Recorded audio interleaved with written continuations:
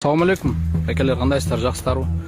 Mo Хавайдаган китайцтер кыргыздарды жөөлөп, очерет талаша кетип, кыргызбай экен сабак коюп турайбайчы.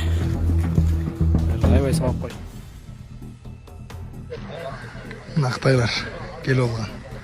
Үйүлүп, жактамына биздин водительдер. 10 чактан 5 чакты элес. Буларда 50 машина, 50 бар. Тээтерде спринтерде отурушат. Ма жигиттер биле кыргыздар чыгарбай могул жактачы. Так кыргыздар нон. Кытайлар жол жабылып да биле келбейсиң.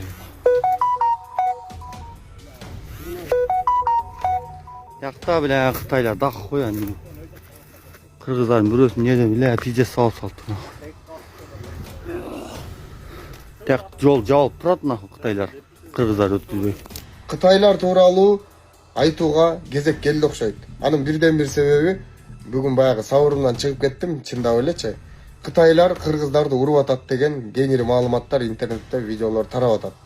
Буга чейин дагы кытайлар тууралуу айт деп, аябай көп кытайлар көбөйүп кетти деп мага билдирүүлөр, СМСтер келчү. Бүгүн айталы.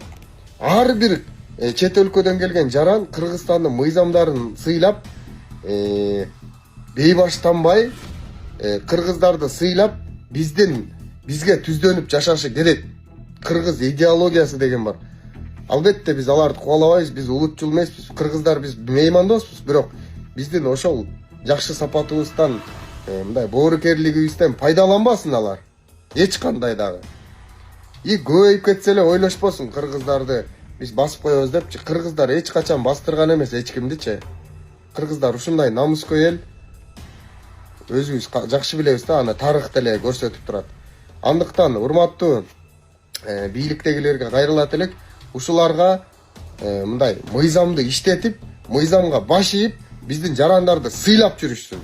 Мына ошондо гана жанагындай башаламандыктар болбойт да, бейбаштарчы. Ошо, рахмат.